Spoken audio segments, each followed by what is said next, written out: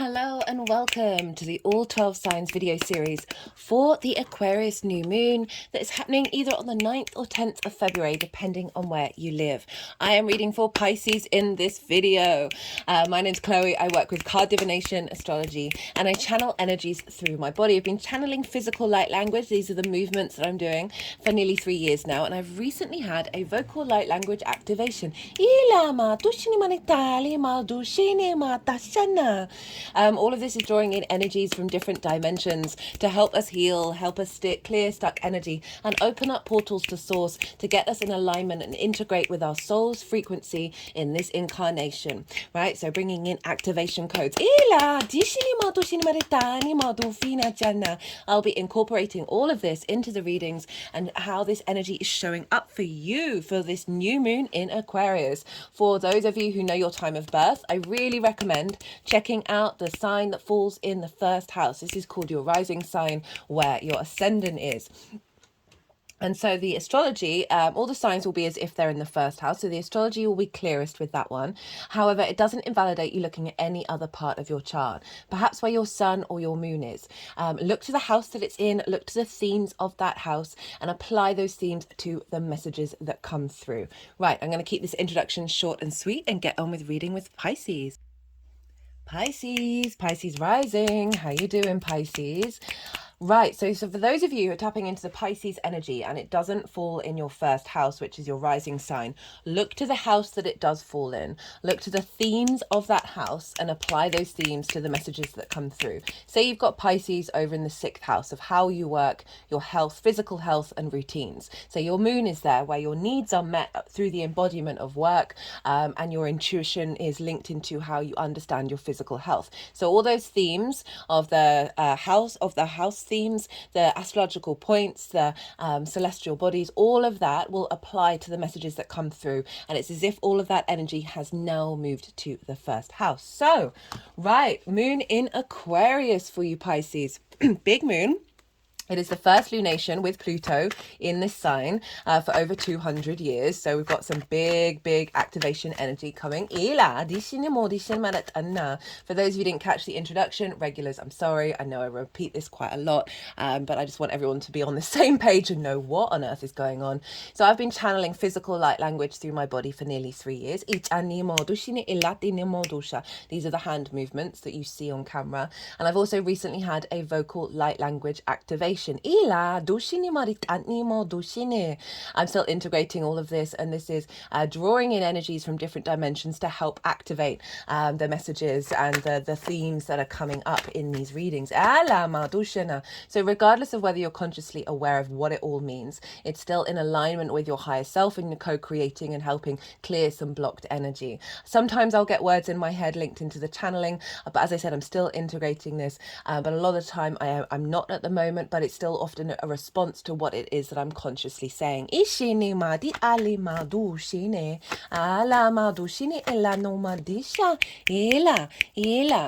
I currently have 3 main guides that I'm working with at the moment that are coming through the vocal light language that are working with me. And that one that's coming through, this is more the feminine yin energy. It's more ethereal and it's about attunement and healing.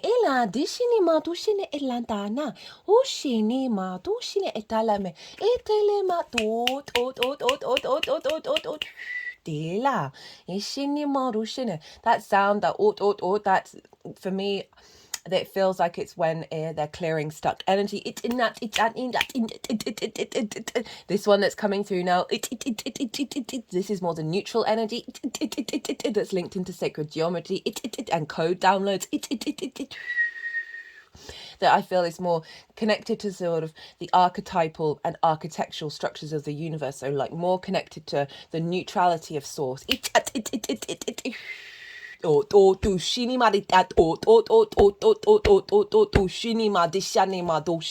This one that's coming through is a masculine yang energy, and it's linked into earth manifestation and protection. And these 3 are all working together. We have all of these energies within us, the masculine, feminine, spirit, and the neutral. 3 is the magic number, and so they're helping us integrate these frequencies.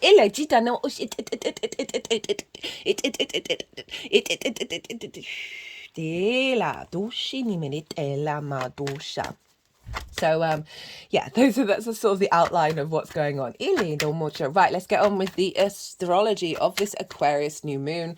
Regardless of whether Aquarius is your rising sign or not, regardless of whether Pisces is your rising sign or not, Aquarius and Pisces are next door to each other. This is called inverted energy. It doesn't have a traditional line of sight. So this is the way that I like to describe this is imagine sitting next door to somebody, sitting next to somebody, but you're both facing forward. So you don't have that clear vision, that clarity of seeing that other person, but all your spidey senses, all your subtle energetic fields are being activated. So it's a very subtle energy, doesn't mean it's not powerful. I feel like it's activating in the atomic sphere, the quarks and the subquarks, and a transference of energy, of osmosis between these two signs.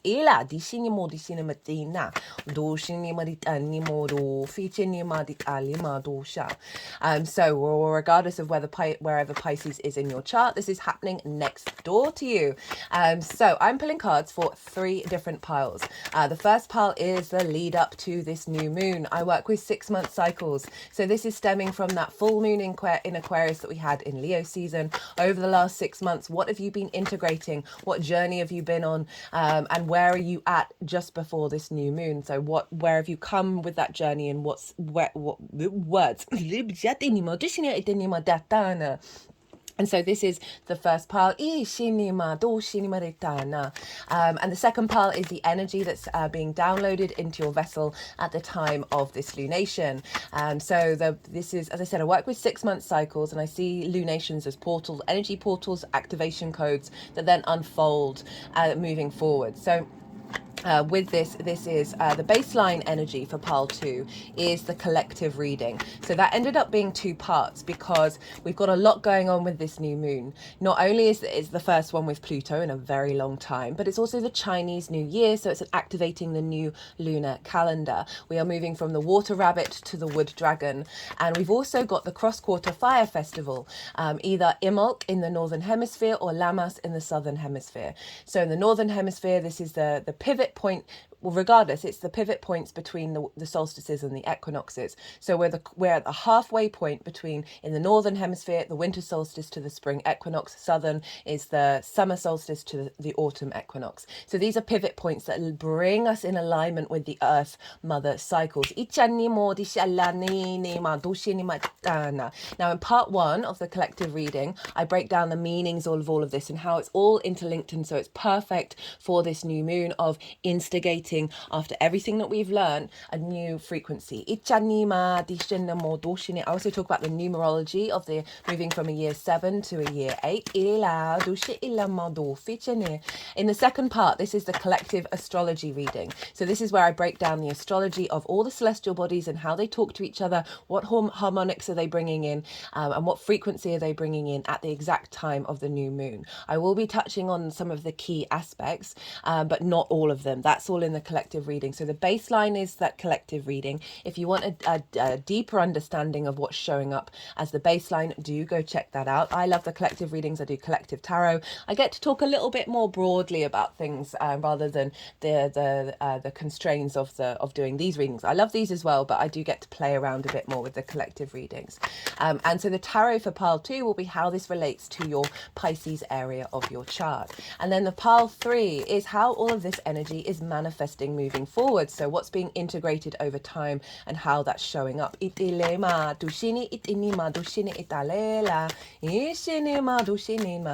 those are the 3 piles, and we've got this new moon.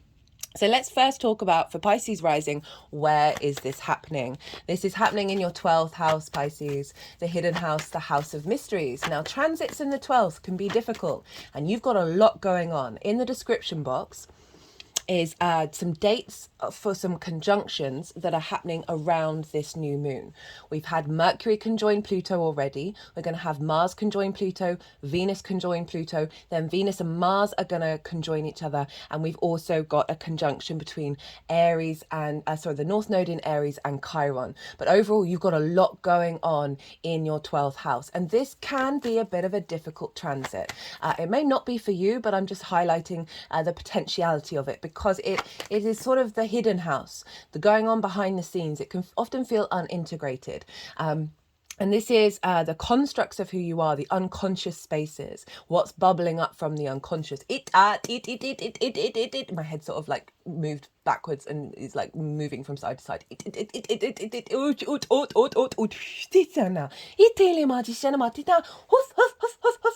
And they sort of got the hand above the brow, like pointing this way and like moving energy up through the crown.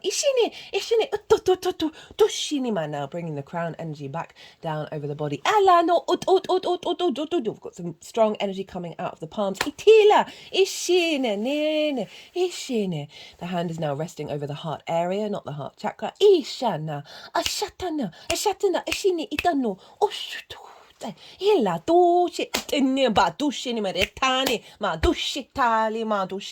Felt like that was doing some clearing work for you and activating new codes and bringing in manifestation around what's happening with this 12th house.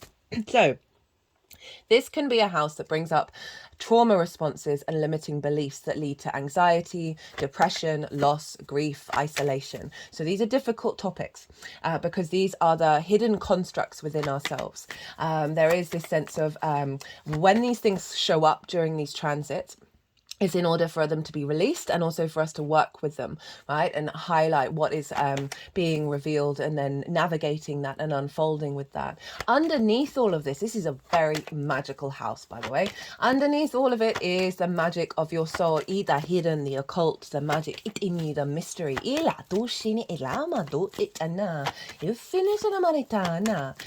So, well, this is when we peel back the layers, we reconnect to our soul's magic. And you're getting a very powerful energy download, frequency download into your vessel in the 12th house.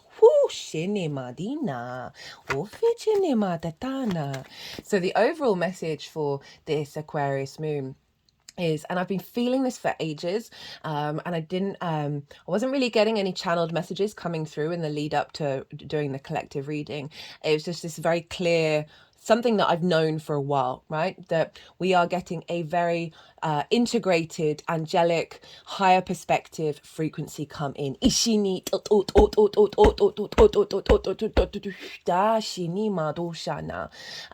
this is coming in with this new moon that is helping, like Aquarius is it's the collective air sign. It's linked into sort of universal truths. I link frequencies, geometry, with Aquarius energy, right? And these are all being recalibrated back to the truth of them, not the distortions that we've been living under. And you obviously see a lot more of these revelations in the more sort of on the outskirts of the periphery of society, right? And so that's all coming more into the collective. It's a very sort of collective energy. It's collaborative. It is more utopian, looking to the future, but doing things that it needs to do in this moment in order to get there. Aquarius is very independent. It can be very detached and therefore okay being its independent self rather than needing social recognition. The ability to zoom out and sort of question why humans are humans, right? And so there's this element of being accepting of other people. Don't necessarily have to agree with them, but certainly accepting that people are different and let people be how people are being, while still like pushing for a more egalitarian, utopian energy. That is the contradiction of Aquarius, right? Because it's very open, but it's fixed in nature. So there's an element of stubbornness to it. And so this frequency that's coming in is, it seems really, really powerful, but very supported. So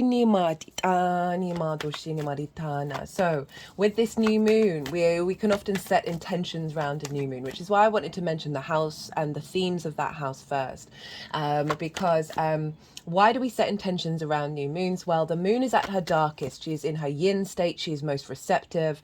This is our ability to nurture what is being planted around this time and bring depth and and observe, right? The moon is our unconscious space, our intuition, our emotional body, how are our needs being met or not being met, and how do we nourish ourselves and others. Now it's receiving the full light of our consciousness, the sun, the vision, the clarity, the animation, the purpose, and the will. And whenever planets come into conjunction, they are activating new cycles. And the moon and the sun obviously do this every lunar calendar month.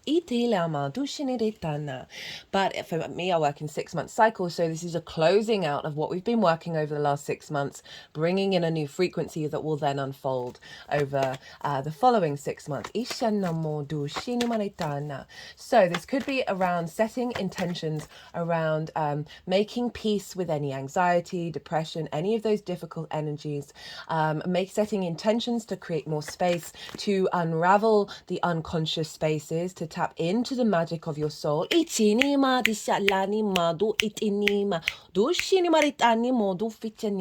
Bringing in more clarity, bringing in more this universal high frequency. It's allowing you to have some perspective about your unconscious and heal old wounds. To boost your intuition when it comes to tapping into your magic.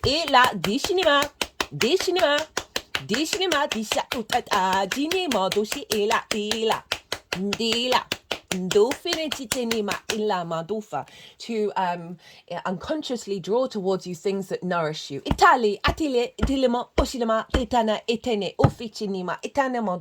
For your unconscious needs, any clearing away any distortions around your unconscious needs and retapping back into your origin. And setting intentions around nourishing those. Now let's talk some astrology.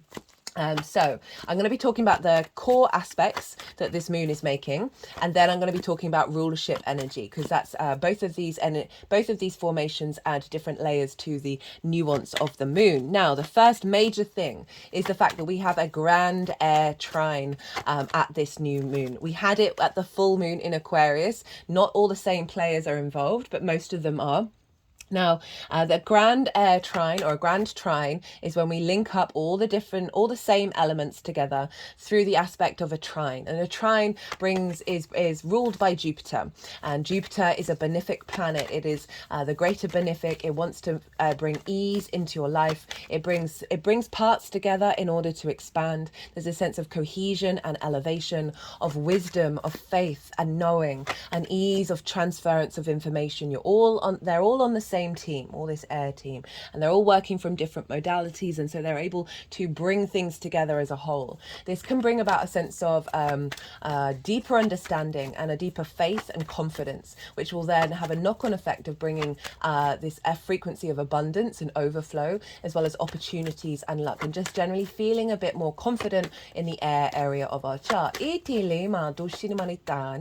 Now, Vesta, who was also trying the full moon back in Leo season, is in the sign of Gemini. Gemini for you, Pisces, is in your 4th house. This is a fellow mutable sign. And this is the roots and foundations of you. This is your ancestors, both blood and soul lineage, parental figures, the roof over your head, and the things that you do in private. Happens to be ruled by Mercury, which is the magician card. And so Vesta is an asteroid, and she represents dedication, devotion, and purity. It's linked into the inner flame, the domestic internal flame, and the sense of keeping that flame alive. She's also linked into contracts and keeping contracts pure. In the Roman Empire, the Temple of Vesta was where they held all the important contracts to stop anyone from interfering and altering them. So wherever Vesta is, and she's been in and out of Gemini for a while now, she's bringing the sense of devotion and dedication to your foundational space, to your home life. of tending. There's very can there be the element of ritual with Vesta, of cleaning the fire, but without letting the flame go out. So there's a real sense of maintaining. So there's a sense of collaboration with the flame of the ancestors. Helping unblock distorted energy around those. Just finding more devotion in your home life. You might find you've been doing more ritual. Now, what I feel with this trine to this moon is so linking into contracts, right? So Vesta is clearing out distorted soul contracts. Because sometimes contracts can get distorted and then hook into us, and then we end up repeating cycles over and over and over again. And Vesta is helping clear those out, and at the same time then realigning to your initial soul contract in this incarnation with Source. Before the layers of conditioning came upon us.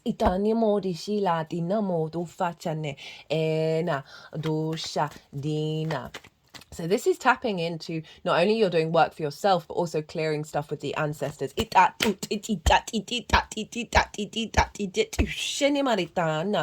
And really strengthening your foundations back to your original contract, right? Rather than having priorities and foundations that aren't going to last your soul's journey. Drawing in the wisdom of previous contracts from your ancestors.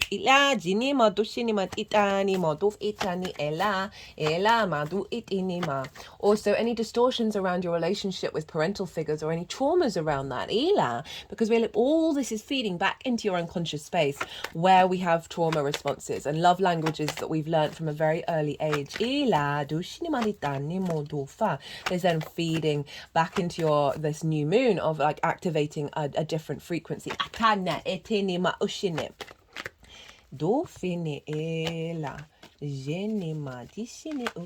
So very interesting. So this morning I was thinking, I haven't seen the moon or the high priestess for a while, and the high priestess came out in the 2 readings that I've done already, and and now we've got the moon. Did the high priestess come out for the first 3 readings? I think maybe so. That's so these synchronicities are building up, right, in the mind, the things that we're thinking in preparation for this new moon. Right, so I'm glad that card showed up. I like that for the 12th house. Okay, so what was I talking about? So all of this is feeding back into a new frequency building in your unconscious spaces. That's then realigning you with that original soul magic as well. Now, the South Node is over in Libra, which is for you in your 8th house. This is the house of transformation. This is linked into sort of the outside world's resources, and this is sort of more bigger chunks of money. And so this is bringing in so let me talk more about this. So this can be mortgages, loans, taxes, car insurance. It can also be bonuses and commissions, more one-off payments, as well as inheritance, both 3D and cosmic inheritance. It's linked into the relationship dynamics with you and anything other than yourself. And so this is time, money, things, energy, intimacy. We can have codependency here, both relying on other people or needing other people to rely on us, giving too much, taking too much, and not feeling supported by the resources from the outside world. All of these sort of things can bubble up. It's a very magical house as well. All 3 of these houses are very magical. And so we've got this connection with spirit, connection with source, your relationship dynamic with source. The psychic Edgar Casey, I use this every time as an example because it's great, had a stellium in the 8th house and was very able to utilize the resources provided to him by the other dimensions.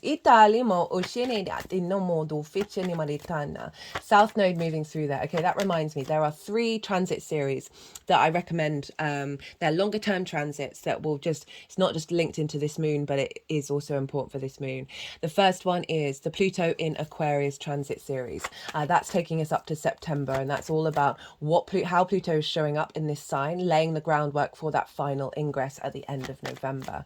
The second one is the Libra, South Node Libra, North Node Aries eclipse cycle. I break down the major themes for that whole cycle for each of the 12 signs, and also what does the South Node mean, what does the North Node mean, and what do they mean in those signs.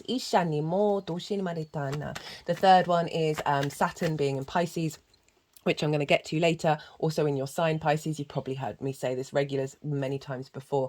The first series I still recommend, just because I talk about Saturn being in the first in more detail.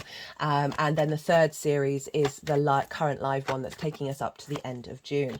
So those are the three main they're all in their own playlist. They're really easy to find. So back to the South Node being in Libra for you in your 8th house. The South Node is the tail of the dragon. This is more of a yin energy of releasing and refining, of a place that we're comfortable in, so we can observe and bring depth and nuance to this area of our chart. But it might feel that lots of things are falling away in the process, in order for that energy to be transformed into something else. So the South Node over, in terms of this moon, the South Node over in your 8th house, that South Node is refining your relationship dynamics, making sure you're not over prioritizing the other or over prioritizing yourself, being in flow, being in a state of abundance, moving away from scarcity. So any limiting beliefs around all of that is being pulled down being released by this South Node. And so that's all feeding back into Vesta and back into this moon. And again, that moon is clearing out unconscious responses around the love languages we may have learned. And that's not just about romantic relationships, from our parental figures that all brought on from past lives or ancestors, that may have distorted relationship dynamics, your connection to source, your feeling supported by the outside world. All of those things is now all being refined and shifted and changed into a higher frequency. Also, that Libra energy is helping, that South Node Libra is helping you not people please in the same way, right? And allowing yourself to have a place at the table, as well as refining your connection to source and the resources from source energy that's also being boosted by your ancestors down in the fourth, that's feeding into the magic of your soul.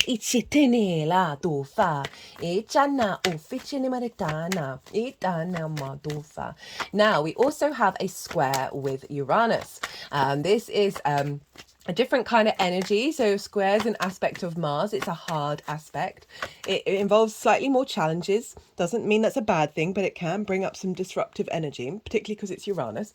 And squares, Mars, right? Conflict, drama, frustration, winning at all costs. But the flip side of this is hardcore manifestation energy in the 3D realm, because it's movement, it's motivation, it's drive, it's friction. Without friction, we wouldn't have atoms bumping up against each other, creating this 3D linear time frame dimension construct that we're very consciously aware that we're in. So this is building in the 3D. And for you have Taurus over in your 3rd house of how you communicate, right? This is your environment, your local community, the things that you do on a day-to-day basis, bringing meaning into your day-to-day.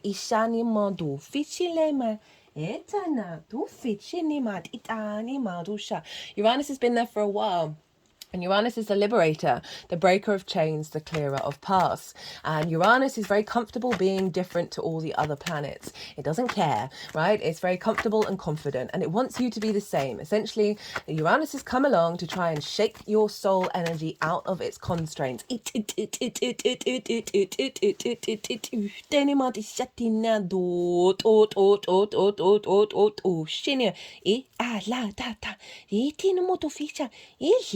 Itelema oshine marit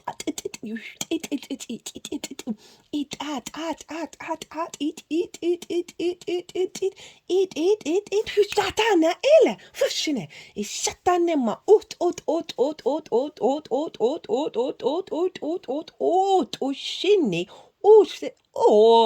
dali forti la stani pinchinato tanamo oto hela fut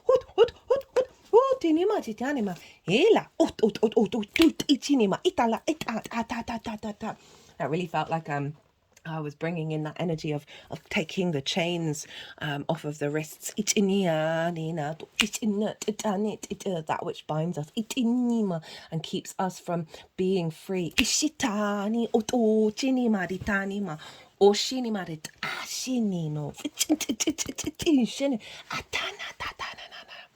I'm just doing some work over the heart area.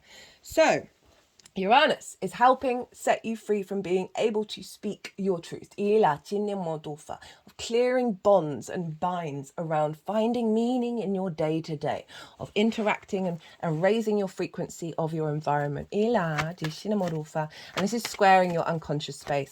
So this is activating any blocks around in your unconscious of speaking clearly, right, and communicating and picking up what you need, the information around you, and getting rid of limitations on that. It may bring all of these things up over the next 6 months, and this can be oftentimes of not feeling like you're being heard, and they're not caring, but also bringing about very inventive, very innovative ways of expressing yourself. That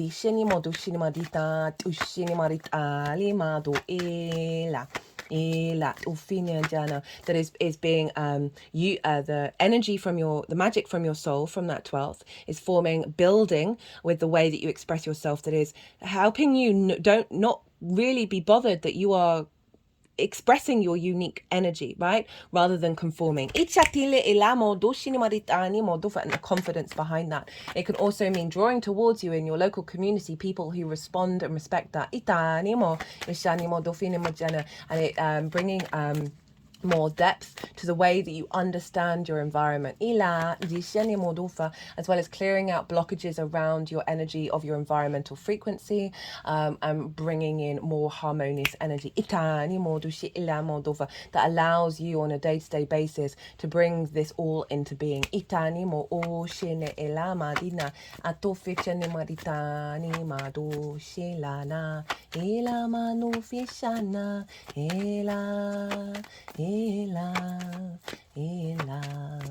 So they've recently started singing with me a lot, and I feel for them because regulars, you'll know I've talked a lot about my throat chakra and how learning to understand how to communicate my truth, whether that's both internally and externally, has cleared a lot of distortions in my singing voice. They're not all gone yet, but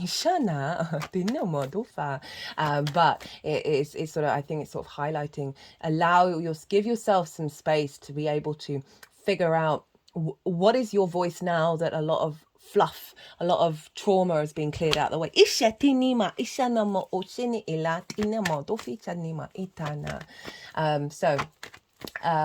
Yeah, we had this same square with the Leo new moon last year. I found that this Leo moon cycle, especially that full moon as well, with the Pluto and Aquarius and this one, all very interlinked, very, very powerful. So we had that square with that Leo new moon, and we've just had that full moon. So we've seen a sort of completion of it. And yes, that Uranus square brought up a lot of discombobulating energy, breaking, some things may have disappeared from your life, or sudden changes, and coming out the other side, you're realizing, oh, they weren't for me, or this new thing, this integrating of more confidence being yourself and not conforming. It's come through very, very loudly with that Leo cycle, and this is what's going to be activating with this Aquarius cycle. So if there are difficult conflicts coming up, just know, just go inward and understand your own truth. But as I said, the other side, this is building your ability to connect to meaning, to connect to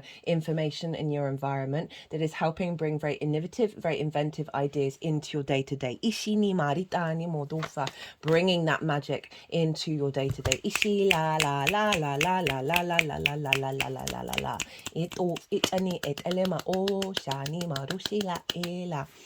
Now, this moon is also making a harmonious aspect with the North Node and Chiron over in the sign of Aries.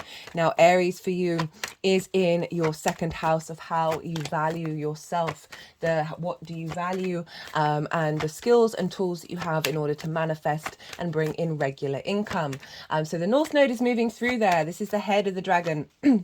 This is the ability to the head of the dragon, which is more the yang energy, what we're striving for, what we're heading towards, what we're hungry for, and when we're activating new cycles that are outside of what we're used to, Ishina, with that North Node. And it's coming into conjunction with Chiron. It'll be exact on the 19th of February.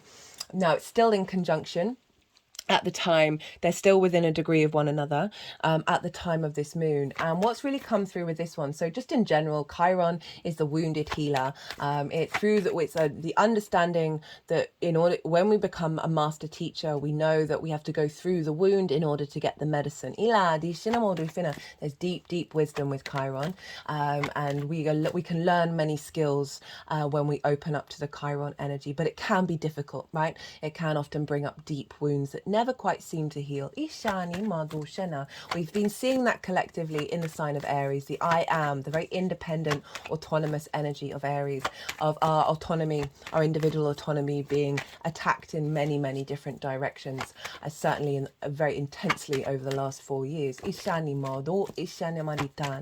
Now, with this moon, the message that's been coming through is that Aries is Aries is the first one, the first sign, the first one into the breach, the wanting to experience life through its own understanding, right? Without outside influence. This is about going into new frontiers, to explore that which is unknown. And we may have done that in this lifetime, in the lifetimes beforehand. Our ancestors may have as well. And there may have been some wounds around that, because if the physical, emotional, spiritual and mental wounds about going into unknown spaces and not necessarily being prepared and potentially having difficulties, right? Perfectly natural, but it would have potentially have made us go inward and seek safety, and there's an element of feeling a bit scared, and that wound, that vulnerability of going into the unknown being quite loud with Chiron being in Aries. And what I feel with this moon is, with this really intense frequency coming through, that is helping us reevaluate universal truths and bring in a higher clarity of connection to the galactic energy, that we are going into new frontiers. And we, with this harmonious aspect of a sextile to this moon, we are bringing in sextile is ruled by Venus. It's about connection, harmony, a sense of appreciation and value and creative energy, brainstorming. So this very harmonious energy of activating where we're headed, of going into new frontiers, is feeding into this moon, that is allowing and creating space of us using the wisdom of all that have come before us, of the difficulties, of the struggles, and using it to open up new possibilities and give us the strength to go into new frontiers rather than for have us hide. And so this is a super powerful energy showing up here, that's feeding into this moon, and it's in your second house of how you value yourself, right? So breaking out of perhaps limitations around you, going into new frontiers with the skills and tools that you have to manifest.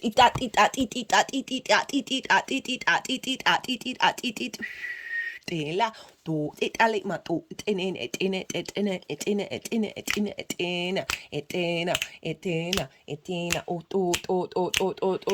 shini ma ishatani atofishati ma ela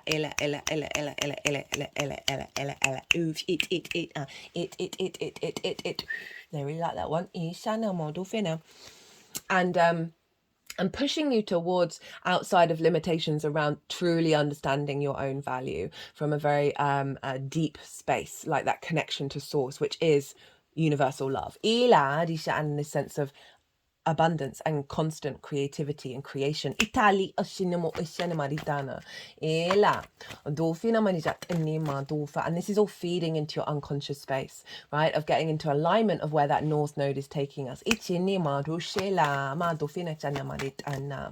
Right, what else is going on? So we've also got Pluto and Mercury conjunct one another in the sign of Aquarius. This happened on the 5th, the exact conjunction, but it's still a close conjunction for this moon. Now, Mercury moving into Aquarius, it's very happy in the sign of Aquarius. There's a intelligence that comes in. There's a very ability to figure out problems, to get that higher perspective. Very sort of able to engage in universal truths. I certainly noticed since Mercury's moved into Aquarius that most of the content that I'm absorbing at the moment is around frequencies, numerology, geometry, and maths, and all of these very sort of Aquarian energies. Now, this is why there's a very quick download coming in, because Pluto represents power and magnetism. It can make things really big and also make them small, so bring them inward. And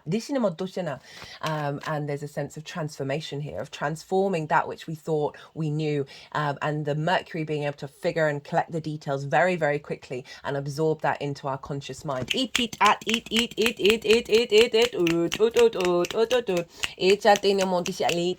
Liberation.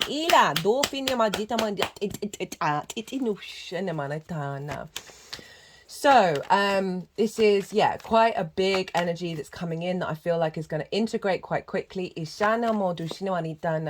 been called to say in every reading about the fact that since I had my vocal light language activation, and I do apologize if I said this at the beginning, I don't think I did, that I've been stumbling over my words. My throat chakra has really been very discombobulated. I've had this tickle in the back of my throat for quite some time. It's not a cold, it's not a sore throat, it's not a cough. And this is because when we receive upgrades and activations, and that was a big upgrade for me, or activation, upgrade sounds hierarchical, that we're bringing in energies from different dimensions that move faster than us, right? Their vibrational frequency is the rotation of that frequency brings a higher vibration, right? Okay, so it's rotation, the speed, and so the 3D has to take a little while to catch up, right? And this is often when we can get run down after an activation or feel ill, or certainly around the chakra area that's been activated, you might have some difficulties because the 3D is discombobulated because it's recalibrating to the new frequency. And because of the strength of this frequency, and with Mercury conjoined Pluto, I feel like there's a chance that over the next 6 months, it might be quite soon after the new moon. It might not happen at all, but I really just want to highlight this, and so you're not worried about it. That there might be some discombobulation in the 3D. I've also been really clumsy, and obviously I can be clumsy, but not on the level that I have been. So my whole body's just going, what is going on? What, this 3D reality doesn't feel as real. I don't feel as connected to it. And so these things may happen. And you may find that you, in the unconscious space, this might be things around the head. You might find you need some more rest. You often, when you get 12th house transits, you're more inclined to spend more time in rest and regrouping. Right, okay, so those are the aspects. Let's now talk about the rulership energy transfer. So we always want to look to the ruler of a sign, because whatever the ruler is doing is impacting the sign that it rules. And the ruler for Aquarius traditionally is Saturn, and that's what I work with. And Saturn is over in your sign, Pisces. So what I really love about this is Aquarius can be very logical, can be quite rational. Yes, we've got those core frequency fundamentals, we've got geometry, we've got maths, these sort of very sort of mental constructs. Now, I feel like this moon is going, yes, this is cool, this is being elevated, but also because Saturn in the sign of Pisces, which very magical, very fluky, very dreamy, very expansive, sort of very curveball energy. I find it can often be very trickster energy as well, because this is essentially what I've described it as is basically Saturn through the Saturn influence is like, hey, I've just pulled this crystal out of thin air. This too is reality, right? So the things that we don't know, the mind bending stuff, that are still fundamentals of the universe. We just haven't figured them out yet. Magic is just science we haven't figured out. And there's so many who are now figuring out the fundamentals of magic, and it's very much linked into like protons and electrons and all those kind of things, right? So this is what I feel like. We're going to get this frequency come in, but it's going to add on an element of the unknown that we may previously have not been able to wrap our heads around, or not be like, oh, I see that, I don't necessarily understand it, but I'm down, let's explore, this is what's happening. So Saturn for you is over in your first house of your rising sign, which is how you embody your sun in your moon, sun or your moon in your actions and your deeds. It depends if you've got a day or a night chart, which luminary governs you. And this is the command commands that come from that luminary that go to your ascendant, and this is the lens in which your navigator, which is your ascendant, moves through the cosmic water, right? Ila, on this ship of this vessel.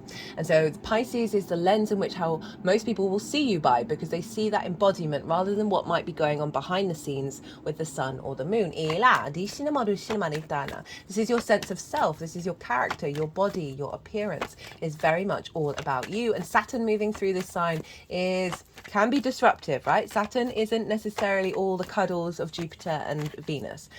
It can bring about disruption, isolation, restrictions, impingement on your own authority, in order to get you in alignment with your integrity, your responsibility, your maturity, your own authority, and commit to your legacy. Saturn in the first house will give you more confidence at the end of it, right? More maturity, and you just not necessarily getting swayed by exterior forces, because you've got the determination and dedication instilled in you from Saturn of you do you understand your own integrity, you walk that talk. So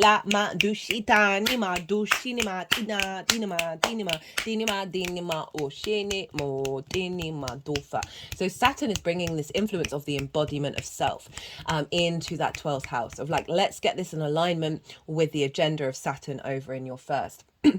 Let's bring the self, the embodiment, into this new frequency. So there's a very quick transfer of this new moon into your vessel. Now, Pisces is traditionally ruled by Jupiter. So Jupiter is one of your rulers. And so where we want to look to where Jupiter is, and where is Jupiter? Well, it's over in the sign of Taurus along with Uranus. So Jupiter is influencing Saturn, which is influencing this moon. And Jupiter, again, that sort of expansion energy, right, that we talked about with the trine. The bringing together of parts in order to expand and elevate, bring wisdom, bring a sense of joviality and generosity and ease in this area of your chart. So you're finding more wisdom in the way that you express yourself.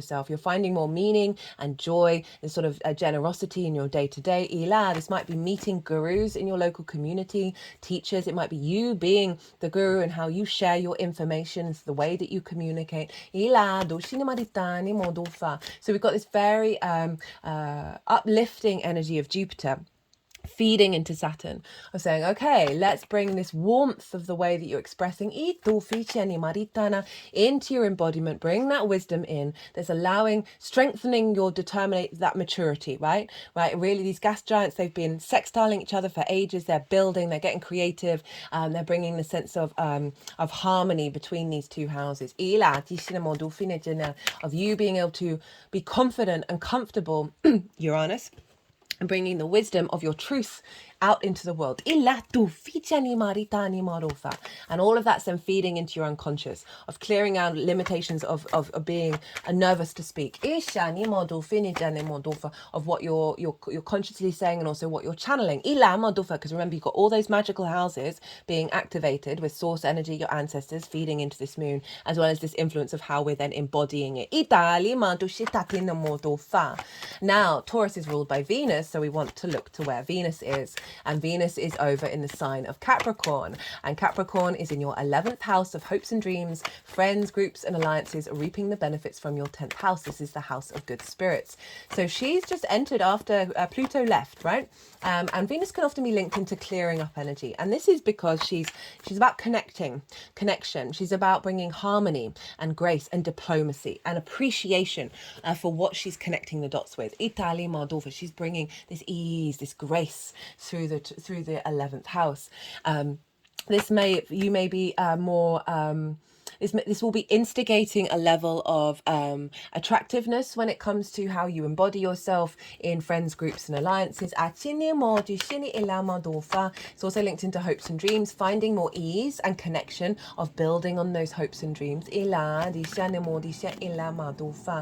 also, the reaping the benefits from your 10th house. It can often mean when Venus moves through there, of some more money coming in. But overall setting the influence of that, of activating a sense of harmony when it comes to reaping the benefits from your 10th house into your 3rd house of your day-to-day in the way that you express yourself.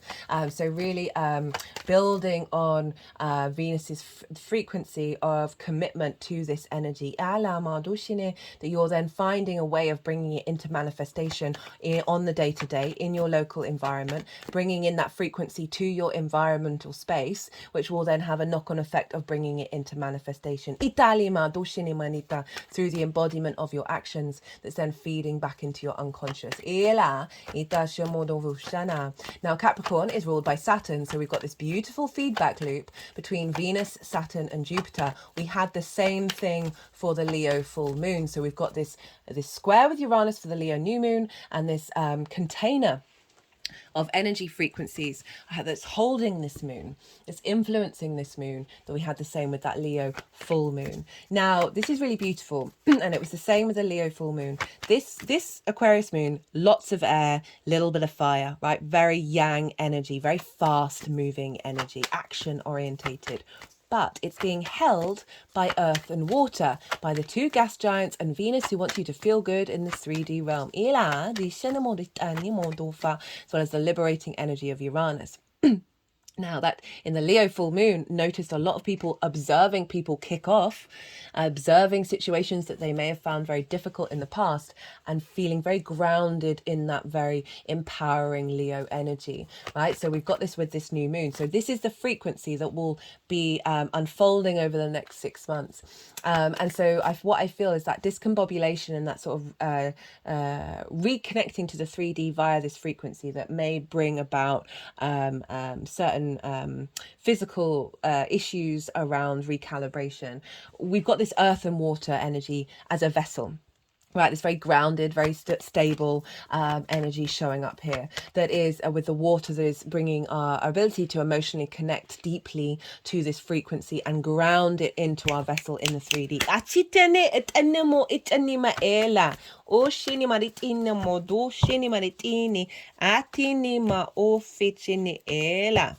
Ela ma dushene elat ila milat ila tilat ila tilat ila tilat ila tilat ila tilat ishene ela o fatino tichani madishana. Okay, so that was a lot. That was a lot, wasn't it? And I'm speaking really fast as well, guys. I do try and not say all the things, but I love nuance, I love context, otherwise I just get really bored. Okay, so those are all the things that I wanted to talk about. And Venus is also squaring the nodes at the moment. Anything in Capricorn is is building what these eclipses are about. So it's quite Venus is quite potent at the moment, of building your relationship with the outside world, right? The Libra South Node, with the enhancement of your skills and your resources, where I feel like Venus is helping activate a new cycle of bringing that into manifestation in terms of reaping the benefits from your 10th house. So look to where your sun and your moon are in your natal chart. Look to the houses that they're in and the themes of those houses. Apply those themes to the messages that come through, because it's often likely that those will show up, right? Sorry, I was just repeating one of the trope things that I say. Those themes of those houses are likely to show up. There may be one, maybe two, maybe all, maybe none. But it is quite common that the lunations will always get activated. Will always activate your sun and your moon, and therefore bring in the themes of wherever they are in the natal chart, which will give you more of a personal understanding beyond this general reading. Let's see if there's any final cards. So that's kind of everything that I wanted to say. We've had the Yang Day action side of the reading, and the extrovert, the go, go, go, all the information. And now we're going to have a little bit of yin, night, rest and digest.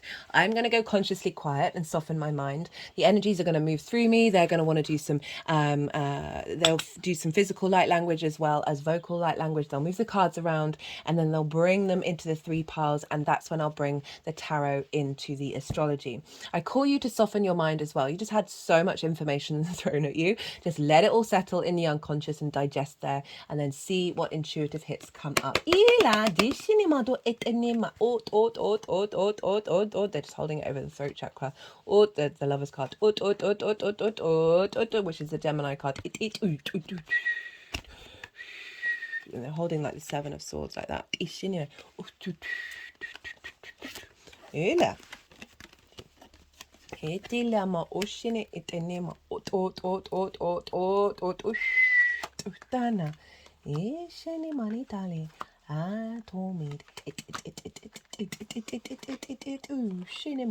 Doof itini illa tina itu illa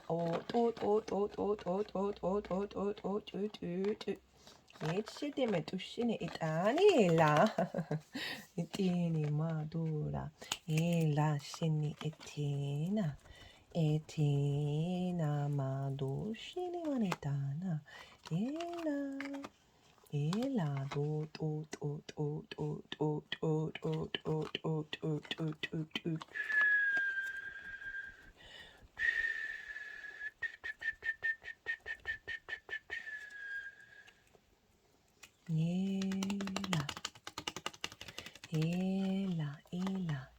ila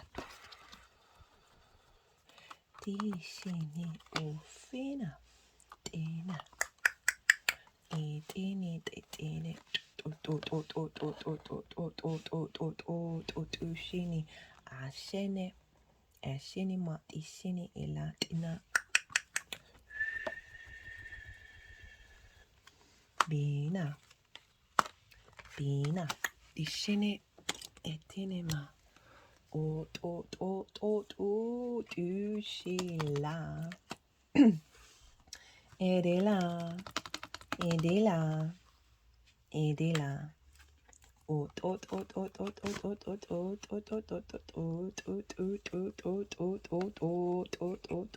tushini matila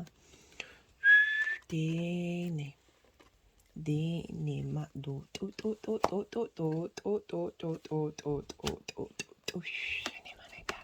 mane dana dila shini ala ma do shini mane dane etala ma do fija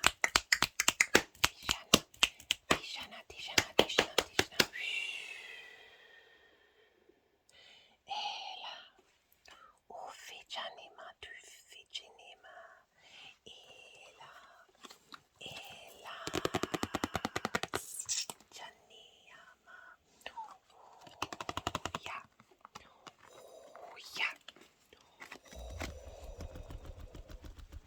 Ella.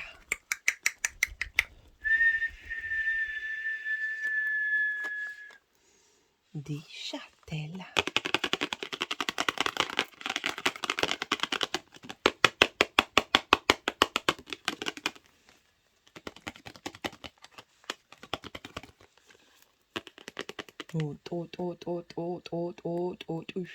Vieni manicciani maritala. Ufficini manetina. Tila marushini nani marushana. Itini matishine. Itala ratanamudu fina jana matufa. Okay, Pisces. So, really enjoying what's coming through with this one. So the lead up to this new moon, so from the Aquarius full moon last year, we've got the Seven of Cups in reverse, the Page of Swords and the Seven of Swords. So we've got 2 sevens and a page. So pretty powerful symmetry here. The Seven of Cups for me is the channeling card, right? So all the possible ways that we can channel, and how we are all channelers and we all have the capacity to do so, but there can be blocks around that. And so this is in reverse, and this is also about hoping and dreaming and being able to fantasize beyond our limitations. To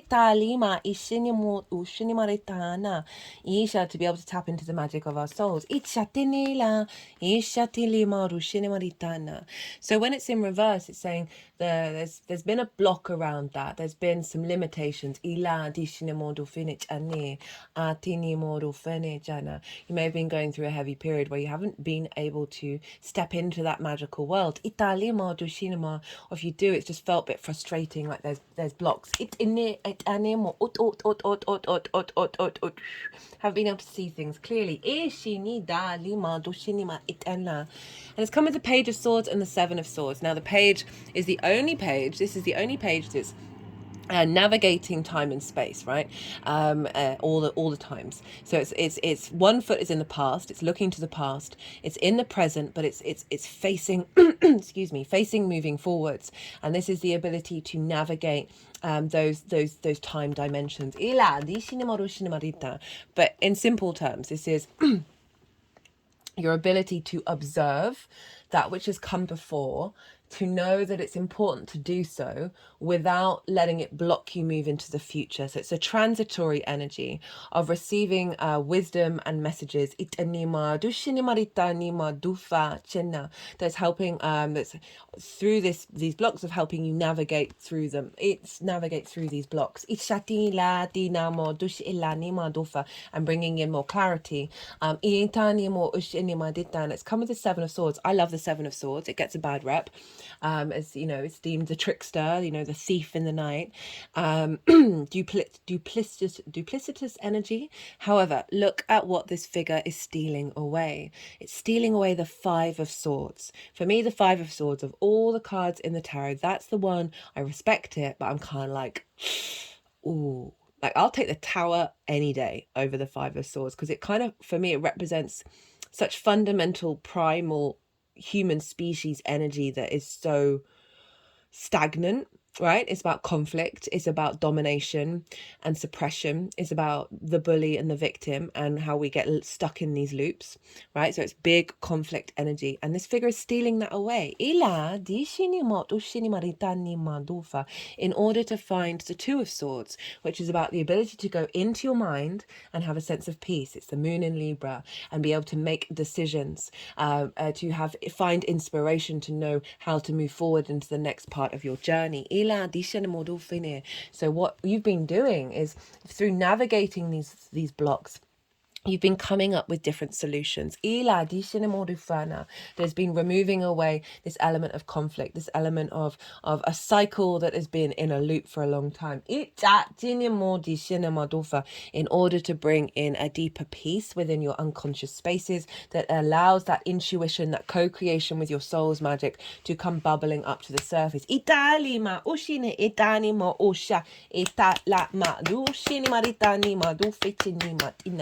You know, in the traditional Rider-Waite, the background is yellow, and that always represents sort of sun, vitality, energy, right? Happiness, joy. So I'm always confused about why people focus on the fact that he's stealing away, he's stealing, right? He's making sure the other side doesn't have the resources that it needs in order to go to war.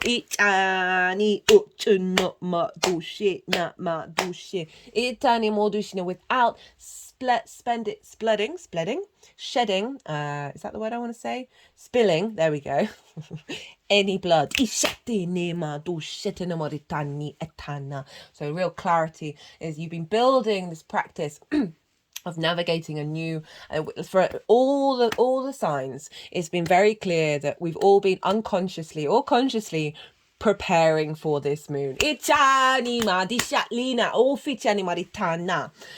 Right, so speaking of the moon, what is coming through into your vessel? We've got the Wheel of Fortune at the back, being with the Eight of Wands and the Magician, and then the Six of Cups, the Four of Pentacles, and the Three of Wands. Big shift of energy. So the Wheel of Fortune, this is Jupiter. This is acknowledging that there are energies at B that are very fated, and the wheel is now changing. There is more of an upward movement. There's more generosity and abundance coming in, rather than that restriction and that block. This can also be about very much being able to look at your unconscious trauma responses with an element of understanding that they are part of a cycle. We got it with the Eight of Wands and the Magician. The Eight of Wands is all about alignment. All of those wands are heading in the same direction. This is also a very fast moving energy. So alignment is coming in quite quickly. That's going to bring about this state of the Magician, right? Of you being access to the magic within your unconscious spaces. That the resources that you have, you're able to then to start to work with them at a higher level.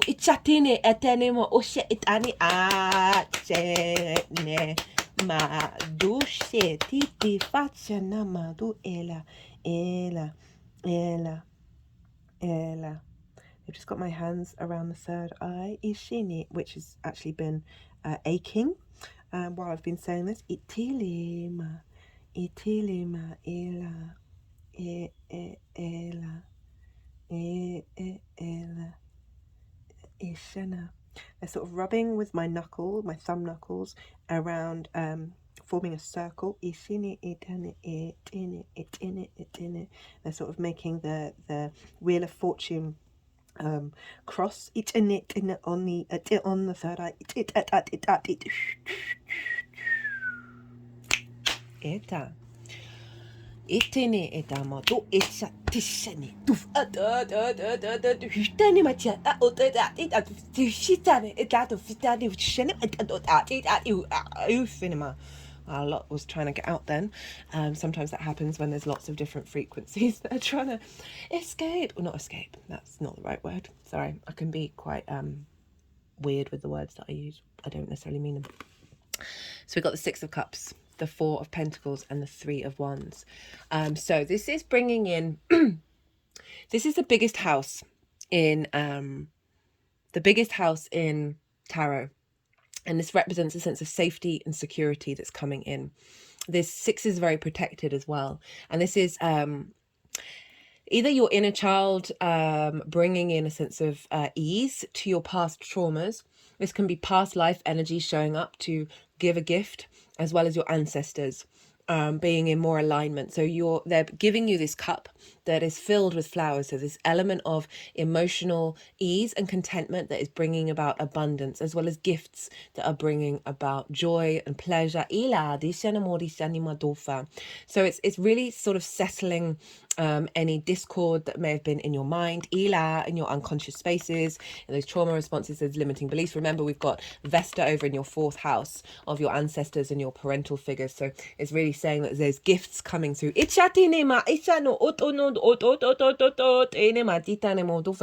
bringing about a sense of safety in a place where there can be anxiety and depression and all of those difficult energies where it may feel unsafe. We've then got further safety. I was really happy when this showed up. This is, I love this card as well, also gets a bad rep. Don't quite know why. That this figure has peace symbols in this deck, but it's usually pentacles, which is obviously the five-pointed star of Venus, who wants you to feel good in this 3D realm. Underneath the feet chakra, over the heart chakra, on the crown chakra, there's an element of internal strength and frequency protection that is then facilitating your external vessel, right, and strength outwardly into the 3D realm. There's a crown here representing inner sovereignty. So this is really saying there's an ease and there's a strength coming in into your unconscious that is helping facilitate emotional ease and worldly 3D power.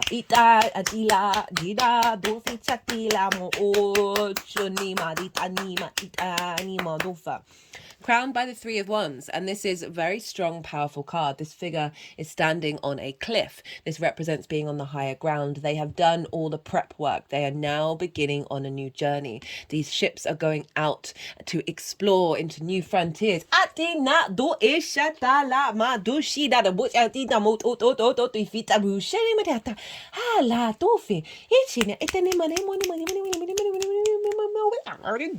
quite weird today. Not surprising, we're dealing with the 12th house. This figure has armor on them and all these different robes. They are very confident with their new journey, but it is indicating it's a new moon. This is a new adventure, but you're doing it with this higher perspective and you feel confident within yourself moving forward. How is this energy moving forward? Well, you've got three major arcana. Whoa. Got the Lovers, We've got the moon and we've got the hanged man in reverse. Now, they were doing energy with the page of swords and the nine of the seven of swords with the lovers. And now the lovers is Gemini energy, but this is also about the integration of the masculine and feminine spirit within you in order to make the decision and commit to going and climbing this mountain. For a higher perspective. It's all about having the information you need to make the right decisions moving forward. So clear, this is helping clear away the clutter in the unconscious, the distortion energy that's bringing you into a state of union with yourself. And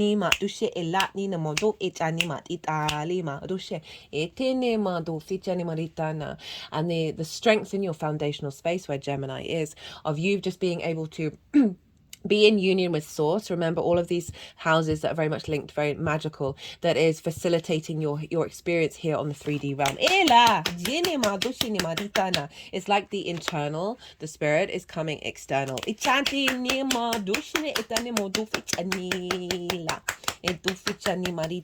it may have felt that you weren't in union, right, before, and this is what is been bringing about what was that card again? The Seven of Cups. There's blockages, like a feeling separate from something. Now there's a union coming in. This could be with somebody, could be soul family, could be somebody coming into your life that is then collaborating together in order to with this new activation. But just generally what I'm getting is you feeling more in a state of unity and integration for you to make this journey in this 3D vessel. And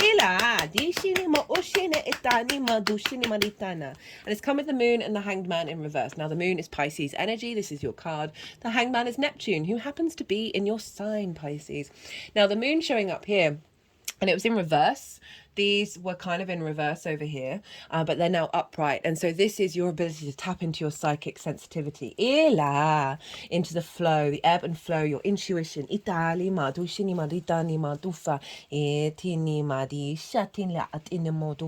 magic within your soul. Coming out from the unconscious into the world. Like your ability to see things clearly and know which direction it is. Think about what I said earlier about how I thought this morning, oh, I've not seen the moon or the high priestess for ages, and then they show up in every single read. Well, not the moon's only just shown up in your sign because you're Pisces, obviously, and that it's those kind of things. It's the building on that. It didn't feel like a psychic thing at all when I thought it, and then seeing the consequences of it, and that's going to just build and build and build and build and build and build and build and build. The hangman in reverse, love it, right? So the hangman upright is pause to receive divine wisdom, to change one's perspective. It's the only card with a halo with the sign of enlightenment. Upright, this is you have received your wisdom. You are now taking it out into the world. You are sharing that through the way that you communicate and embody yourself. That's having an impact on your hopes and your dreams and reaping the benefits from your 10th house. Love this. Love this, love this, love this.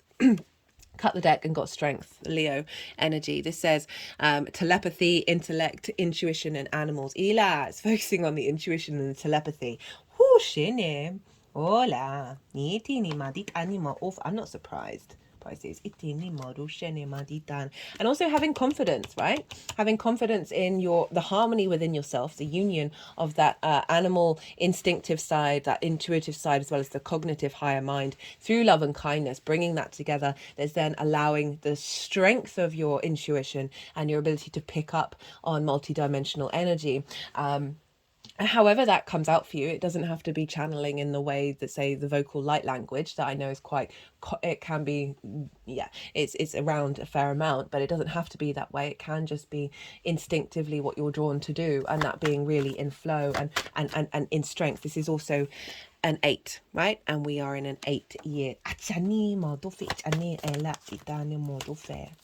Right, let's see what else wants to come through. Source, love and light. Very much tapping into that love and kindness and judgment. This is Pluto's card. You got Pluto in your 12th, man. This is wild. It's wild. Love it. The Aquarius risings, I know I've gone through some deep transformation there. So very cool.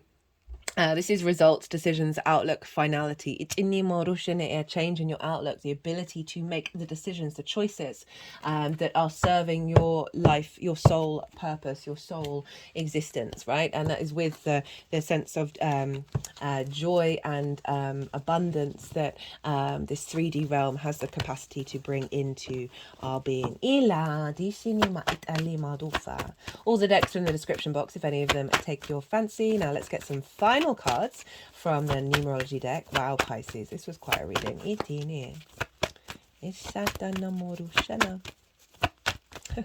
I've just realized once again, I think every sign has got the King of Swords, like they did in the Pluto and Aquarius transit, and you didn't in that one, you haven't in this one. I like that. It's really interesting that because it's in the unconscious space, I feel that the King of Swords,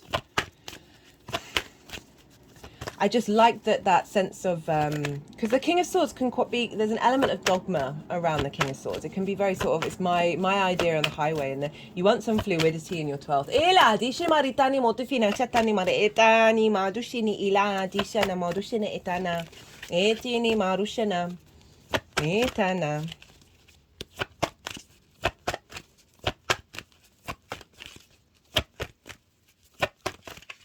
Oh, I forgot to mention, before I started this recording, I cut the deck and it was the 10 of Cups. Just thought I'd mention that.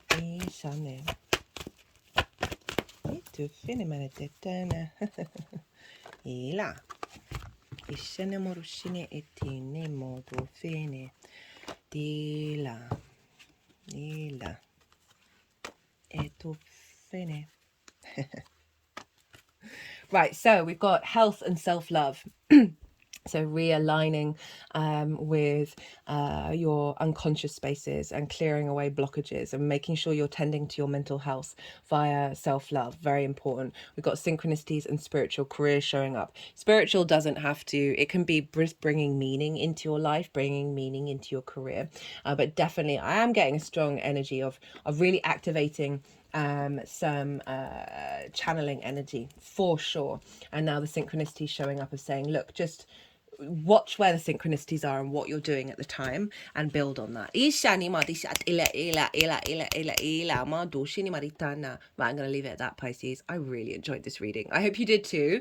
If you did, don't forget to hit that like button. If you want a personal reading with a natal chart, tarot, mixture of astrology, channeling, all the bells and whistles, my email address is in the description box, so send me a line, give me all the context, and I'll tap into your energy and we'll sort of work out what's the best format to how bring it all together.